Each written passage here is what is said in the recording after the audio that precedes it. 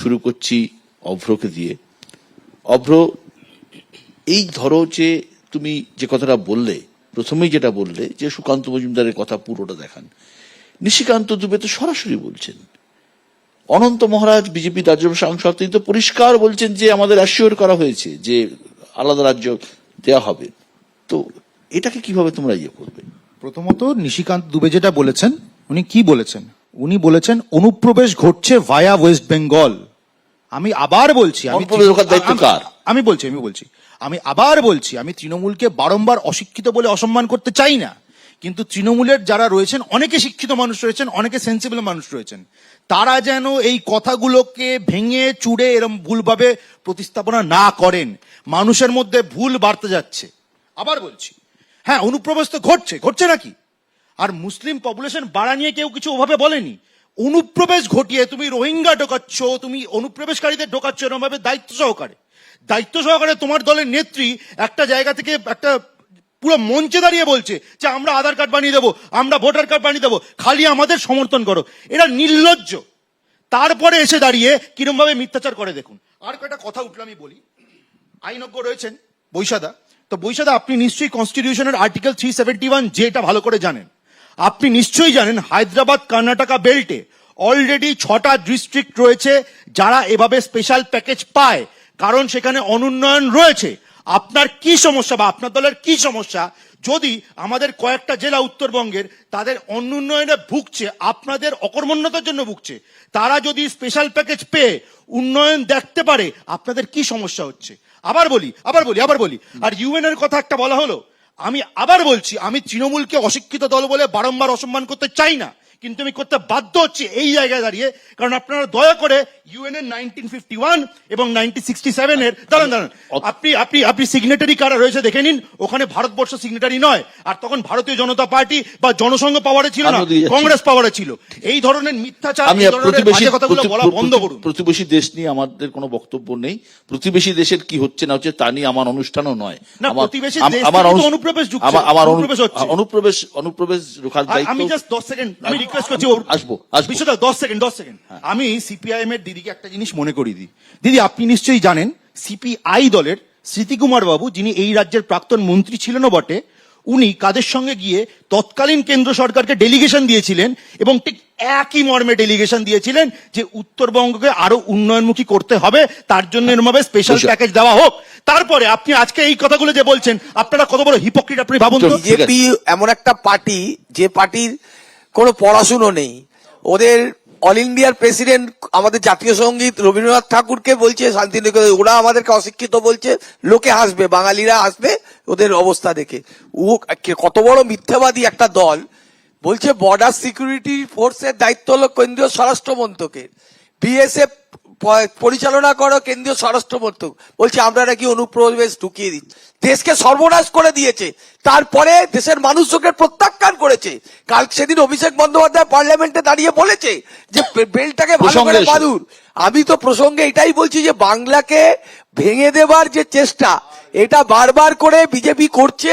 নির্বাচনে 2021 সালেও করেছে, 2024 সালেও করছে। ওরা যে কোনো মূল্যে বাংলাকে এবং বাঙালিকে দমন করতে চায়, যেটা বাঙালিরা মেনে নেবে না। আচ্ছা, সেটা হলো যে আমি বলবার সময় বোধহয় অভ্র এটা শুনতে ভুল করেছে, মানে কানে কিছু অসুবিধা হয়েছিল হয়তো মাইকে, যে কারণে, হ্যাঁ বলছি, যে কারণের জন্য আমরা বারবার আমি এই কথাটা বলেছি যে যখন নর্থ ইস্ট কাউন্সিলও হয়েছিল, এবং আমাদের এটা দাবি সবসময়ই আছে যে রাজ্যের মধ্যে থেকে উত্তরবঙ্গের জন্য স্পেশাল প্যাকেজ কি ধরনের, যেমন কাশ্মীর থেকে মণিপুর পর্যন্ত তারা যা স্পেশাল বিভিন্ন ধরনের সুবিধা পায়, ওখানে জমি কিনতে পারে না বা বিভিন্ন ক্ষেত্রে ট্যাক্সের ছাড় আছে, সেরকম আমাদের এক্ষেত্রেও এই বিষয়গুলো করা হোক। তো আমাদের দাবি, এ তো আমরা বলেছি, বারবার বলছি, আজও বলছি, জোর গলায় বলছি, সব সময় বলছি। আর শুধু প্রশ্ন করতে চাই অভ্রকেও, ছোট ভাইয়ের মতো সবই নয়, যে উত্তরবঙ্গে, তথাকথিত উত্তরবঙ্গে এতদিন পর্যন্ত তো বিজেপিরই সব এমপি একদম। ছিল, তারা কি কি করতে পেরেছেন? একদম। কোন সেন্ট্রাল ইউনিভার্সিটি একদম, করেছেন, ঠিক কোন প্রশ্ন। কোন বড় বড় হাইওয়ে করেছেন, কোন বড় হাইড্রোল পাওয়ার করেছেন, বাংলাকে কোন- কেন কোন- আর্থিক প্যাকেজ কোন- দেওয়া হলো না কোন- সেটা বলতে কোন 34 বছরে river আপনারা কি project- করেছেন? বলি কোন রিভার 34 প্রজেক্ট, বছরে আপনারা কি কোন করেছেন? রিভার প্রজেক্ট করেছেন, এটা বলুন কি না। কি আমরা করেছেন, করেছি বলেই কি ওখানে কি আমাদের করেছেন? জনপ্রিয়তা। আর এটা বোধহয় অভ্ররা ভুলে গেছে যে উন্নয়ন কখনো একটা জায়গায় থেমে থাকে না। আজকে যে পদ্ধতিতে, যে কথাকে আমি উন্নয়ন বলছি, যে মাপকাঠিকে আমি উন্নয়ন বলছি, যখন আমি ওই মাপকাঠিতে পৌঁছে যাব তখন তার পরবর্তীটা আবার উন্নয়ন, আবার তার পরবর্তীটা হ্যাঁ, উন্নয়ন। হবে তো। ফলে স্বাভাবিকভাবে হবে তো। সেই ভারতীয় সময় জনতা যা পার্টির হাত ধরেই উন্নয়ন হবে। হয়েছিল আপনারা তার উপর পারেননি, দাঁড়িয়ে আপনারা ব্যর্থ। আজকের ওই করতে ইনফ্রাস্ট্রাকচারের চাননি। উপর দাঁড়িয়ে আজকে আরো আপনি উন্নয়নের বাঙালি, প্রয়োজন। বাংলাকে প্যাকেজ আজকে দিলেন না আরো কেন? উন্নয়নের আর্থিক প্রয়োজন। প্যাকেজ দেওয়া হলো না কেন? বাংলাকে আর্থিক হ্যাঁ, প্যাকেজ আপনারা দেওয়া হলো না কেন? আবার চুরি করে পকেটে কেন ঢোকাবেন, বাংলা আবার একটি- চুরি করে ও, পকেটে বিহার আর ঢোকাবেন, অন্ধ পাবে, ওর জন্য বাংলা বারবার পাবে না। প্যাকেজ। বিমলদা, যে প্রশ্নটা অরূপ তুলে দিয়ে গেল যে লেজা পেট এবং মাথার গল্প, এটা তো সত্যি বাস্তবে উত্তরবঙ্গ নিয়ে যাই হোক না কেন, সুকান্ত মজুমদার হয়তো বলছেন, নিশিকান্ত বলছেন, অনন্ত মহারাজ বলছেন, কোথাও কি দক্ষিণবঙ্গে আপনাদের ভোট বাক্সে এফেক্ট করছে না এটা? না, কেউ যদি এরকম গল্প বলে আমি বলবো এটা অন্ধের ওই হাতি দেখার গল্প আর কি। তৃণমূল কংগ্রেস চোখে দেখে না, হাতিকে দেখে। কেউ লেজ ধরে, কেউ নাক ধরে, কেউ সুর ধরে, কান ধরে, তার নানা রকম ভাবনা চিন্তা হয়। তাই আমি তৃণমূলে আবার আমি বলছি, তৃণমূল কংগ্রেস বলি না, ব্র্যাকেটে লীগ বললে ওই দলটা সম্পর্কে সবচেয়ে ভালো ব্যাখ্যা করা যায়। আমাদের এখানে কথা একটাই, মানুষের এই যে বিচ্ছিন্নতা তৈরি হচ্ছে উত্তরবঙ্গের মানুষের মধ্যে, সেটাকে দূর করতে গেলে তার একটাই টোটকা উন্নয়ন। আর সবচেয়ে বড় কথা, এই সরকারের কাণ্ড কারখানা দেখে বিহার বা ঝাড়খণ্ডের মানুষের মধ্যে আতঙ্ক তৈরি হচ্ছে। এরা মুসলিম অনুপ্রবেশ ঘটাচ্ছে, ডেমোগ্রাফিক ক্যারেক্টার বদলাচ্ছে। একটা ফলে প্রফেসর তাদের- হয়ে এত আসছি, মিথ্যে কথা আসছি, মানায় না। আপনি আইনজীবী, ভালো করে আইনটা পড়ে Demographic আসুন। character ভালো করে আইনটা আপনি পড়ে আরে, আসুন। আপনি বিমলা, একজন অরূপ- অরূপ- অরূপ অধ্যাপক, চক্রবর্তী, আসুন। আপনি আইনটাই জানেন না মনে হচ্ছে তাহলে। Demographic বাবা, character মিথ্যে বদলে যাচ্ছে কথা বলবেন আপনাদের। না। I'm sorry to say. আমি একটা কথা বলি, ধরুন এই কদিন আগে সাবেক অন্ধ্র ভাগ হয়েছে, 2014 সালে অন্ধ্রপ্রদেশ তেলেঙ্গানা হয়েছে। একদম। সেখানে তো ডেমোগ্রাফিক ক্যারেক্টার বদলায়নি এবং নরেন্দ্র মোদী ক্ষমতায় আসার পরে হয়েছে। আসলে মূল জায়গাটা হচ্ছে দর্শনের। বিজেপি আরএসএস যে দর্শনে বিশ্বাস করে, তারা বিশ্বাস করে শক্তিশালী কেন্দ্র এবং দুর্বল রাজ্য। এবং আরএসএস এর বিভিন্ন পত্রপত্রিকা, সেটা অর্গানাইজার হোক, পাঞ্চজন্য হোক বা স্বস্তিকা হোক, একাধিক আর্টিকেল বেরিয়েছে। তারা চায় ভারতবর্ষকে 83টা এবং প্রথমে ছিল 100টার বেশি রাজ্যে ভাগ করা। শেষ যে আর্টিকেল সেটা পরিষ্কার করে তারা মেনশন করেছে 83টা রাজ্যে ভাগ করতে চায়, যাতে রাজ্যগুলো অর্থনৈতিকভাবে দুর্বল হয়ে কেন্দ্রের মুখাপেক্ষী হয়ে বসে থাকে। এটা আরএসএস এর ঘোষিত নীতি। বিজেপি সেই নীতিকে ইমপ্লিমেন্ট করার দিকেই এগোচ্ছে এবং বিজেপি জানে পশ্চিমবঙ্গ অটুট থাকলে কোনোদিনও পশ্চিমবঙ্গের ক্ষমতায় তারা আসতে পারবেন না। তার জন্য এই প্রক্রিয়াটা বোঝার জন্য কোনো জ্ঞানগর্ভ উপদেশ শুনতে হয় না। আমি শুধু জিজ্ঞাসা করি বিজেপির প্রতিনিধিদের কাছে, রাজু বিস্তা বিজেপির সাংসদ দার্জিলিং থেকে, এর আগের বার প্রথমবার জেতার পরে তিনি পরিষ্কার করে গোর্খাল্যান্ডের পক্ষে একাধিকবার সওয়াল করেছিলেন। তাকে একবারও শোকজ করা হয়নি, উল্টে তাকে নমিনেশন দিয়ে এটা প্রমাণ করেছে বিজেপি যে তারা আসলে গোর্খাল্যান্ডের দাবিকে সমর্থন করেন। দ্বিতীয়ত জন বার্লা কেন্দ্রের কিন্তু বিজেপি তো বলছে সুকান্ত মজুমদার এই ধরনের কথা বলেইনি আপনাদের। আমি আবারও বলছি, জন বার্লা বিজেপির এমপি ছিলেন, বিজেপির মন্ত্রী ছিলেন। জন বার্লা একাধিকবার পরিষ্কার বলেছেন। মালতী রাভারায় বিজেপির বিধায়ক, তিনি প্রকাশ্যে বলেছেন যে বাংলাকে আলাদা করতে হবে, উত্তরবঙ্গ বঞ্চিত, একাধিকবার। আজকে গৌরীশঙ্কর ঘোষ বিজেপির বিধায়ক বিধানসভায় দাঁড়িয়ে পরিষ্কার করে বলেছেন যে আলাদা করে বাংলাকে ভাগ করার কথাকে তিনি সমর্থন এবং বলেছেন নিশিকান্ত দুবেকে সমর্থন করি। নিশিকান্ত দুবে পরিষ্কার করে বাংলা থেকে জেলা আলাদা করে ইউনিয়ন টেরিটরি করার কথা বলেছেন। এবার আসলো বিজেপির কথা। বিজেপির প্রতিনিধিরা অত্যন্ত শিক্ষিত, পণ্ডিত, মার্জিত অধ্যাপক মানুষ। টিএমসি নাকি লীগ, আমি জানি না। শ্যামাপ্রসাদ যখন এই হকের সাথে মন্ত্রিসভা করেছিলেন, শ্যামা হক মন্ত্রিসভা, তারা কোন লীগের সাথে মন্ত্রিসভা করেছিলেন? আর এখানে কনিদি রয়েছেন বামপন্থী প্রতিনিধি। আমার কনিদির কাছে সবিনয়ে জানতে ইচ্ছা করে, তৃণমূল তো খুব খারাপ। আচ্ছা, আপনার দলের নেতা ছিল রতনলাল ব্রাহ্মণ, অবিভক্ত কমিউনিস্ট পার্টির এখনো পর্যন্ত তার দলিলে রয়েছে গোর্খাস্থান। তখন গোর্খাস্থানের সমর্থনে ভোট দিয়েছিলেন রতনলাল ব্রাহ্মণ, সেই সময় আপনাদের জনপ্রতিনিধি ছিলেন এবং তাকে সেকেন্ড করেছিলেন যিনি, তিনি তখন রেলওয়ে প্রভিন্সের ওয়ার্কার্স ইউনিয়ন থেকে নির্বাচিত হতেন, তার নাম জ্যোতি বসু। রতনলাল ব্রাহ্মণ এবং জ্যোতি বসু সেদিনকে গোর্খাস্থানের সমর্থনে আপনারা প্রস্তাব পাস করেছিলেন। আজকে তাই তৃণমূলের দিকে আঙুল তুলছেন, ঠিক আছে ভালো, আপনি বিরোধী রাজনৈতিক ভাবে আপনার জায়গা থেকে তৃণমূলের বিরুদ্ধে বলতে হবে, কিন্তু ভারতবর্ষের মানুষ, পশ্চিমবঙ্গের মানুষ অতীত ইতিহাস চন্দন, এইরকম পরিস্থিতির মধ্যে একটু সংশোধন করতে হয়। শ্যামাপ্রসাদ মুখার্জি কোনো কালে মুসলিম লীগের সঙ্গে alliance শ্যামা হক করেননি। মন্ত্রিসভার মধ্যে যে- তিনি কে ছিলেন? শেষ করতে হবে তো, কথাটা বলতে দিতে হবে তো। ফাজলুল হকের দলটার নাম ছিল কৃষক প্রজা পার্টি। এই যে পরিস্থিতি, বাংলা ভাগ এবং বাংলা ভাগ নয়, এর মধ্যে কংগ্রেস ঠিক কোন অবস্থানে রয়েছে? না না, আমি তো প্রথম থেকেই বলে দিলাম, ওই টোপোগ্রাফির গল্পটাতে তো পরিষ্কার যে উপর থেকে দেখলে যে চিত্র পাওয়া যাবে একটা দুর্ভাগ্যজনক বাংলা। আমি সে প্রসঙ্গে যাচ্ছি না বিশ্বদা, আমি বিশেষত যে প্রসঙ্গে যাচ্ছি, এখানে এই মঞ্চটা দুঃসাহস দেখাবার মঞ্চ না, লজ্জা পাওয়ারও মঞ্চ না। সুতরাং কথায় কথায় কোনো কোনো কোনো কোয়ালিফিকেশন বা কোনো নির্দিষ্ট কৃতিত্বেরও মঞ্চ নয়। আমি যেটা বলতে চাইছি, 31টা স্পেসিফিক প্রকল্প আছে সারা ভারতবর্ষ জুড়ে, যেখানে বলা হয় ডেভেলপমেন্টাল কাউন্সিল প্রজেক্টস, এবং 31টা কোথাও হয়তো দুটো, কোনো রাজ্যে দুটো বা তিনটে ডিস্ট্রিক্ট, যেগুলো ডিস্ট্রেস ডিস্ট্রিক্ট। যে প্রসঙ্গটা উঠেছে আজকে নর্থ ইস্টার্ন কাউন্সিলের মধ্যে ঢুকিয়ে দেওয়া উত্তরবঙ্গের জেলাগুলোকে, আমি প্রথম যে প্রশ্নটা করি, উত্তরবঙ্গ জেলাগুলোকে যদি ঢোকানো হয় এর আগে, অর্থাৎ গত 3 বছর ধরে একটু রেসপেক্টিভ হিসেবটা দেখবেন যে উত্তরবঙ্গ উত্তর পূর্ব ভারত ডেভেলপমেন্ট কাউন্সিলে কত অর্থ বরাদ্দ করা হয়েছে, এবং সেই অর্থের 3টে বছর আপনি দেখে নিন, 3টে বছরই মোদী সরকারের। প্রথম এটা হচ্ছে একটি পারভিউ। দ্বিতীয় পারভিউটা হচ্ছে যে যখন আপনি দেখবেন যে নতুনভাবে ইনভেস্টমেন্টের পরিমাণটা কত, ইন্টারেস্টিং ফিগার, নর্থ বেঙ্গলকে যদি ওর মধ্যে ইনক্লুডও করা হয়, তাহলে যদি উত্তর পূর্ব ভারতের ডেভেলপমেন্টাল কাউন্সিলের 8টা বিভিন্ন প্রভিন্সকে ভাগ করে নর্থ বেঙ্গলকেও অ্যাড করা হয়, 8 কোটি টাকা আসছে। হিসেবটা দেখে নেবেন, আমি অর্থনৈতিক হিসেব বলছি। 8 কোটি টাকা আসছে যে প্রকল্পের মধ্যে, এটা প্রজেক্টেড। সুকান্ত বাবু কি একবারও বলেছেন এই ডেভেলপমেন্টাল কাউন্সিলের মধ্যে যদি এটা অ্যাড হয় তাহলে প্রজেক্টের এই মাত্রাতে এই ইনভেস্টমেন্ট হবে? বা আমি প্রধানমন্ত্রীর কাছে আবদার করছি, দাবি করছি, প্রার্থনা করছি যে এখানে ইনভেস্টমেন্ট, কাউন্সিল ইনভেস্টমেন্টের এই পরিমাণ টাকাটা হবে। বিভিন্ন রাজ্যে, আমি বারবার বিভিন্ন যে কথাটা রাজ্যে, বলছি, বিভিন্ন- আমি বারবার একটা কথা হ্যাঁ, বলে একদম, শেষ আসছি। করছি। বিশ্বদা, আমি কেন বলছি এই প্রসঙ্গ জানেন?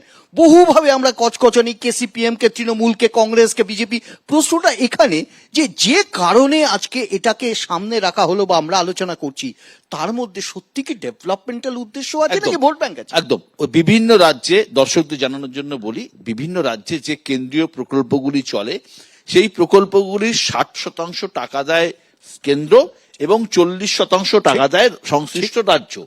উত্তর পূর্বের ক্ষেত্রে দেখা যায় বিভিন্ন যে উন্নয়নের যে প্রজেক্ট হয় সেখানে 90% টাকা দেয় কেন্দ্র, In most cases 100%, এবং In most 10% cases টাকা 100%, সেই রাজ্য বহন করে। সাধারণত ক্ষেত্রে এটাই হয়। আমি আসছি অভ্রের কাছে। অভ্র, এই জায়গা থেকে আমি বলি যে এই জায়গা থেকে ইস্যুটাও সুকান্ত মজুমদার তুললেন, নিশিকান্ত দুবে আরেক ধাপ বাড়িয়ে যে আলাদা মালদা মুর্শিদাবাদকে আলাদা করার কথা বললেন, এবং ধর্মের ভিত্তিতে। একই সঙ্গে অনন্ত মহারাজ কোচবিহারকে পরিষ্কার বলছেন যে, তিনি বিজেপি রাজ্যসভার এমপি, যে কোচবিহার একটা আলাদা রাজ্য হবে। সত্যি কি এর প্রয়োজনীয়তা আছে?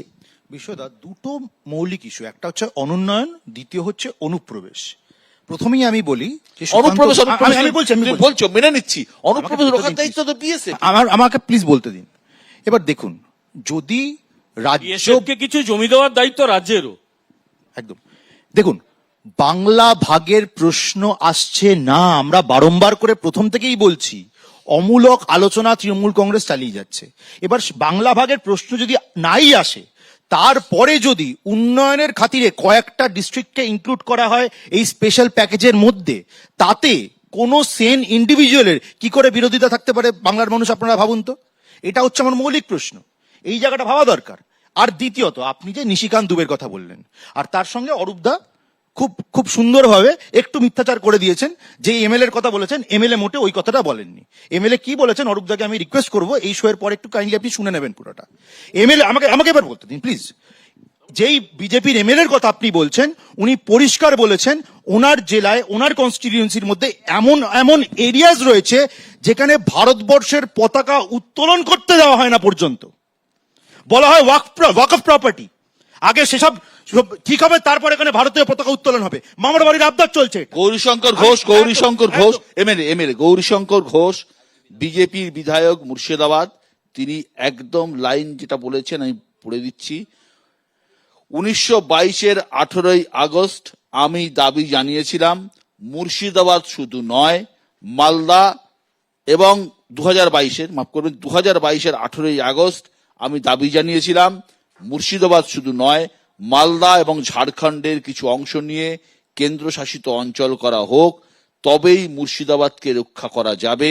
নিশিকান্ত যা বলেছেন তা বাস্তব। একদম বিশ্বদা যেটা বলেছেন তার সঙ্গে আমি যেটা বললাম সেই লাইনটাও রয়েছে। কিন্তু অনুপ্রবেশকে এন্ডোর্স করছে তৃণমূল কংগ্রেস, তাদের কথাতেই পরিষ্কার। মিথ্যাচার তারা করে যাচ্ছে, এরকম করে তেলে বেগুনে হয়ে জ্বলে উঠছে। তৃণমূল কংগ্রেস এবার এই যদি পর্যায়ে দাঁড়িয়ে অমিত শাহকে এরকম একদম রাস্তানাবুদ করতে পারে, একদম সবার আগে তো support করে। অপদার্থ এবং অযোগ্য, সেখানে দাঁড়িয়ে এই অপদার্থ এবং অযোগ্য স্বরাষ্ট্রমন্ত্রীর অবিলম্বে আরে পদত্যাগ করা স্বরাষ্ট্রমন্ত্রী উচিত। অপদার্থ, আমাদের ক্ষমতায় রাজ্যের থাকারই স্বরাষ্ট্রমন্ত্রী যোগ্যতা আমাদের নেই। রাজ্যের অমিত শাহ স্বরাষ্ট্রমন্ত্রী এত অপদার্থ যে উনি তৃণমূল endorse করেন কংগ্রেসের এটা। কর্মীরা আর আরেকটা অমিত শাহ জিনিস বলি, বাহিনীকে নাস্তানাবুদ মানে করতে পারে। তৃণমূলের ওই stand টা অপদার্থ দেখুন, স্বরাষ্ট্রমন্ত্রীর তৃণমূলের দেশে stand টা থাকার দেখুন, ক্ষমতা নেই। 72টা জায়গায় 72টা জায়গায় তার কাটা লাগাতে দেয়নি, 72টা জায়গায় তার কাটা লাগাতে দেয়নি বিএসএফ কে।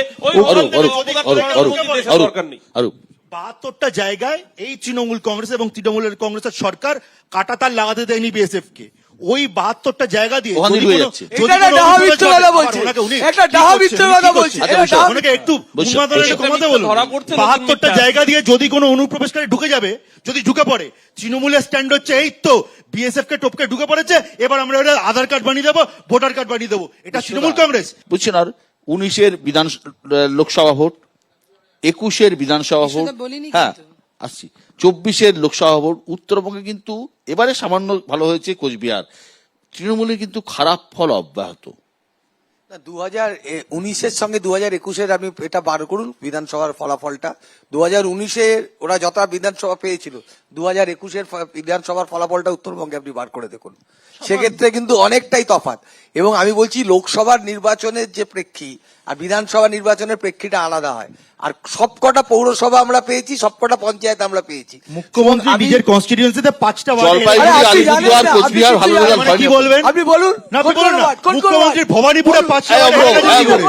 বলুন অগ্র দাও। বলুন না কি করে হেরে গেলেন? আপনি লজ্জা বলতে করেন পারছেন? আপনাদের? তুমি মনে করছো ভালো ফল হয়েছে, তাই তো? আমি বলছি যে গতবারের লোকসভার থেকে এবারের লোকসভা নির্বাচনের ফলাফল ভালো হয়েছে। আর লোকসভাতে 2019-এ যা রেজাল্ট হয়েছিল 2021-এ তার থেকে অনেক বেটার হয়েছে। কি ফল? এবং খুন আমি করার ফল? আপনাকে বলবো, কতগুলো খুন করেছেন সেই পরিসংখ্যান নিচ্ছেন? বলবো এই তো উন্মাদের মতো না, আচরণ আপনি যখন করলে- অন্যদের বলার এই তো মাঝখানে করেন, উন্মাদ- আপনাকে এটা এই অগ্র, দাঁড়াও। উন্মাদের মতো আচরণ করলে হবে না। আপনি যখন কনিকা, অন্যদের মাঝখানে কনিকা, বলেন, আপনি আসুন, face আপনি এই করুন। জায়গায়- আমরা এই CPM অগ্র। কে হারিয়েছি আচ্ছা, আচ্ছা, 34 আপনিও বছরে। বাকিদেরকে বলতে দেবেন তাহলে? আমরা CPM এই কে অগ্র। হারিয়েছি। বলতে দেবেন? তোমরা এগুলো কিছু করতে এই পারবে বেশ, দাঁড়াও দাঁড়াও কনিকা, এই যে সিপিএম কংগ্রেস বারবার বলে থাকে এ রাজ্যে একটা বাইনারি তৈরি হয়ে গেছে, একদিকে বিজেপি, একদিকে তৃণমূল, হিন্দু মুসলিম এই নিয়ে টানাটানি মারামারি গন্ডগোল কাটাকাটি চলছে। এই ইস্যুতে আপনাদের অবস্থান কি? দেখুন, মধ্যপন্থা তো রাজনীতিতে সাধারণত খুব সফলতা আসে এমন তো নয়, আপনাদের অবস্থান কোন জায়গাতে রয়েছে? সেটা তো আপনারা সবাই জানেন, কারণ সিপিআইএম এর আদর্শ বা সিপিআইএম এর কথা তা তো কোনো লুকানো না। আমরা তো সবসময় বলেছি বাইনারিকে ভাঙবার চেষ্টা করতে হবে। আর হিন্দু মুসলমানের প্রশ্ন তো না, আমার ভারতবর্ষের সংবিধান মেনে আমরা চলি। আমাদের ভারতবর্ষের সংবিধান তো ধর্মনিরপেক্ষ সংবিধান। সেখানে কোনো একটি সম্প্রদায়কে আক্রমণ করে বিজেপি যে কথা বলে, আমরা সেই কথা বলবো কেন? আর প্রত্যেক মানুষের সমান অধিকার আছে বলে আমরা মনে করি। তাই কাউকে অ্যাপিস করারও প্রশ্ন নেই। আবার নিশ্চিত করে স্বাভাবিকভাবে গণতন্ত্র মানে এই যে সংখ্যা গুরুদের দ্বারা সংখ্যা লঘুদেরও তাদেরও যে অধিকার, সেই অধিকারকে নিশ্চয়ই মান্যতা দিতে হবে। কিন্তু তা করতে গিয়ে যদি দেখা যায় যে ভারতীয় জনতা পার্টির মতন যারা তারা যা বলছেন, তারা সবসময় একটা সম্প্রদায়কে, কারণ ওদের তো ঘোষিত শত্রু, তাই একটা সম্প্রদায়কে আক্রমণ করে কথা বলছেন, তাদের কথা বলছেন, তাহলে বাঙালিদের প্রশ্ন, বাংলার প্রশ্ন, এবং আমরা বারবার বলবো যে সেকুলারিজমের প্রশ্ন, প্লুরালিজমের প্রশ্ন, বহুত্ববাদের প্রশ্ন, যা আমার ভারত চিরকাল ভারত সেই পথে চলেছে। এবং স্বাভাবিকভাবেই কোনো একটি নির্দিষ্ট অংশের মধ্যে আমরা বারবার বলি সেই অংশের কোনো একটি নির্দিষ্ট জায়গা, নির্দিষ্ট স্থান, তার দাবিকে যদি স্বীকার করতে হয়, তার উন্নয়নকে যদি আসবো, স্বীকার আপনার করতে কাছে হয়, আসছি। তাতে অটোনমি দাও, তাদের আরো বেশি করে ঠিক। যাতে তারা সেই কাজ করতে পারে তা দেখো। কিন্তু তার মানে ধর্মকে কেন্দ্র করে কাউকে একদম। দাগিয়ে দেয়া, যে- এটা বিজেপির যে রাজনীতি, একদম। এটা আমরা কখনোই তার সপক্ষে ধন্যবাদ, নই। এবং তৃণমূলও যদি এই সাম্প্রদায়িক মেরুকরণকে ব্যবহার করে সাম্প্রদায়িক প্রতিযোগিতায় নামে, নিশ্চিত করে তাকে সমর্থন ধন্যবাদ, করতে পারি না। ধন্যবাদ। আসলে পশ্চিমবঙ্গে মানে শ্রী চৈতন্যর বাংলায় বহুত্ববাদের সূত্রপাত বহু বছর আগে থেকে, 500 বছরের আগে থেকে। আমি বিমলদার কাছে, বিমলদা, এবারের লোকসভা ভোটে যদি আমরা দেখি বিজেপি গোটা রাজ্যে মুসলমান ভোট, মাইনরিটি ভোট 8% ভোটও পায়নি। সে কারণে কি যে গোটা দেশে 8% পায়নি, সেই কারণে কি কিষেনগঞ্জ, আরারিয়া, কাটিহার, মালদা, মুর্শিদাবাদ নিয়ে এই পৃথক কেন্দ্রশাসিত অঞ্চলের কথা বলছেন? আমার কথা আমি 2-3টে পয়েন্ট জাস্ট 2-3টে লাইনে করে বলে দেবো। বলুন। এক, বাংলা, পশ্চিম বাংলা নিয়ে আমাদের আবেগ, সেটা নিয়ে প্রশ্ন করার কোনো জায়গা নেই, কারণ আজকে পশ্চিমবঙ্গ থাকতো না যদি শ্যামাপ্রসাদের নেতৃত্বে আন্দোলন না হতো। এক, তাই এই বাংলার 1 ইঞ্চি ভাগ হবে না। দলের মুখপাত্র হিসেবে আমি বলে যাচ্ছি, গণতান্ত্রিক সমাজে যে কেউ নিশিকান্ত দুবেলা যা ইচ্ছা বলুন। বাংলারা কি ছিল? আমি শেষ করি। গণতান্ত্রিক সমাজে যে কেউ তার মতামত প্রকাশ করতে পারেন, ওটা আমার দলের মত নয়। এক। দ্বিতীয় কথা হচ্ছে যে আমার রাজ্যের আইডেন্টিটি যেরকম গুরুত্বপূর্ণ, ভারতবর্ষের ঐক্য এবং সংহতিও গুরুত্বপূর্ণ। যদি দিনের পর দিন এই রাজ্য যারা সরকার চালায় তারা অন্য জায়গা থেকে যারা অনুপ্রবেশ করছে তাদের মদত দেয়, প্রশ্ন করবেন বিএসএফ কি করছে? আমরা সবাই মিলে চলুন তো এই পোরাস বর্ডারে হাত ধরে ধরে বিএসএফ দাঁড়াতে পারে কিনা, তাহলে স্থানীয় প্রশাসনের সেখানে ভূমিকা আছে কিনা, সেই স্থানীয় প্রশাসনের নেতৃত্বে যদি ঘটনাগুলো ঘটে, তাহলে অন্য রাজ্যের মানুষ যদি আতঙ্কিত হয়, সেই আতঙ্কটাকে আপনি অস্বীকার করতে পারেন? আর সবচেয়ে বড় কথা, একটা কথা বলেই শেষ করি, 500 বছরে মোগলরা যা পারেনি, এই স্বাধীনতার পরে কিছুটা কংগ্রেস, অনেক বেশি সিপিএম, তার চেয়েও অনেক বেশি তৃণমূল ওটাই করে দিয়েছে। পশ্চিম বাংলায় এখানকার যে হিন্দু হোমল্যান্ড তৈরি হয়েছিল তাদের মধ্যে আতঙ্ক তৈরি হয়েছে। আমি একটা কথা বলে শেষ করি, আমি মেদিনীপুরের মানুষ। একটা সময় মেদিনীপুর উড়িষ্যা চলে যাবার কথা ছিল। মেদিনীপুরের পুরনো লোকেরা বলে আমাদের মধ্যে উড়িষ্যা চলে গেলেই ভালো হতো, কারণ পশ্চিম বাংলা যা অবস্থা। এই আতঙ্ক সর্বত্র বিশ্ব। ওই চোখ বন্ধ করলে প্রলয় বন্ধ হয় না। এটা আমরা আগ্নেয়গিরির ওপর বসে আছি, সেই আগ্নেয়গিরি যদি বাস্ট করে না, কেউ আমরা বাঁচতে পারবো না। আসলে আতঙ্কটা তৈরি করা হচ্ছে একটা মিথ্যে প্রপাগান্ডা দিয়ে। আতঙ্ক তৈরি করা হচ্ছে একেবারে মিথ্যা। কখনোই সাপোর্ট করি না, কখনো সাপোর্ট করি না, সবাই জানেন। কখনো সাপোর্ট করি না, তা জানেন, সবাই জানেন। অনুপ্রবেশ সাপোর্ট করি না, এবং তার মধ্যে যা ভূমিকা নিতে হবে তা ভূমিকা নিই, কিন্তু তার মানে অসত্য কথা বলি, অসত্য কথা বলি। আমরা জানি যে বিধানসভা বা লোকসভা সেটা হচ্ছে আইনসভা, অর্থাৎ সেখানে বলা কথার আইনি বৈধতা থাকে। আমি কোনো চ্যানেলে বসে কি বললাম সেই কথার 10 নয়া পয়সা কোনো আইনি বৈধতা থাকে না। তাই এখানে বসে যতই বুক বাজিয়ে বলি আমার কথাই বিজেপির কথা, আপনার কথা বিজেপির কথা নয়। আপনার সাংসদ পার্লামেন্টে দাঁড়িয়ে যেটা বলেছেন সেটা অন রেকর্ড, সেটা ইতিহাস থেকে মুছবে না। আপনার বিধায়ক আজকে পশ্চিমবঙ্গ বিধানসভায় দাঁড়িয়ে গৌরীশঙ্কর ঘোষ যেটা বলেছে সেটা আইনসভার রেকর্ড হয়ে গেছে, সেটা বিধানসভা থেকে মুছবে না। আপনি এখানে দাঁড়িয়ে বলতে হয় কারণ 230টা আসন দক্ষিণবঙ্গে রয়েছে, সাফ হয়ে যাবে বিজেপি দক্ষিণবঙ্গ থেকে। আর বিজেপি ওদের প্রতিনিধিদের বলুন 45 মিনিটও লাগবে না, 15 মিনিট একটা শব্দ, একটা বাক্যবন্ধ বলতে, যাতে হিন্দু মুসলমান ভারত পাকিস্তান এই শব্দগুলো থাকবে না, কোনো বক্তব্য শেষ করতে পারবে না। কারণ যাদের রাজনীতিটা শুরু হয় ধর্ম দিয়ে, যাদের রাজনীতিটা শুরু হয় অন্য ধর্মকে আক্রমণ দিয়ে, তারা পরমত সহিষ্ণুতার কথা বলবে না। আমাদের দুর্ভাগ্য আজকে এই দলটা দেশের শাসন ক্ষমতায় রয়েছে, যে দেশটা ভারতবর্ষের রবীন্দ্রনাথ ঠাকুরের জাতীয় সঙ্গীত যে শুরু হয়, যে রবীন্দ্রসঙ্গীত আমাদের শিক্ষা দেয় যে পাঞ্জাব ও সিন্ধু গুজরাট ও মারাঠা দ্রাবিড় উৎকল বঙ্গ, তার পরের লাইনটা আমাদের বলে দেয় অহরহ তব আহ্বান প্রচারিত শুনি তব উদারবাণী, হিন্দু বৌদ্ধ শিখ জৈন পারসিক মুসলমান খ্রিস্টানি। যারা এই ফেব্রিককে ভাঙতে চায় তারা আরএসএস, তারা বিজেপি। ওদের এজেন্ডা সফল হতে দেয়নি ভারতবর্ষের মানুষ, কোনোদিনও দেবে না, কোনোদিনও দেবে না। ওরা হিন্দু মুসলমানে আগুন লাগাবে, পেট্রোল ঢালবে, কিন্তু ভারতবর্ষের মানুষ সেই আগুনের জল ঢেলেছে, আগামী দিনেও জল ঢালবে। যারা আবার দেশকে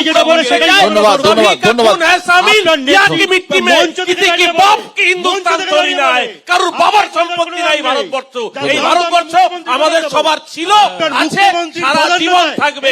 এই ভারতবর্ষ যেরকম হিন্দু এই ভারতবর্ষ মুসলমান কলিম খানের ছিল, আছে, সারা জীবন থাকবে। এটাই মূলের আসল চরিত্র বেরিয়ে পড়ে। এই ভারতবর্ষ যারা এই সোশ্যাল ফেব্রিক ভাঙতে চায় তারা লালন ফকিরের মাটিকে অপমান করে, তারা রবীন্দ্রনাথকে অপমান করে, তারা কাজী নজরুল ইসলামের অপমান করে। তাদের কথায় ভারতবর্ষ চলেনি, চলবে না।